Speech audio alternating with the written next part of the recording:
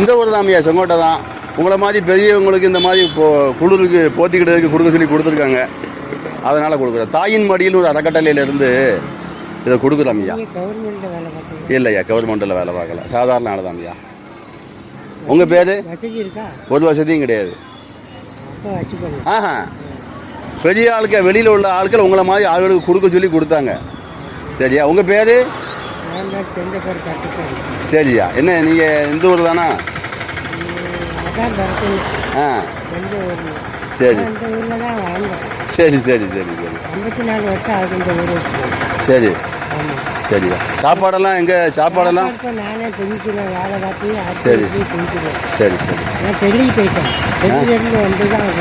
சரியா சரியா.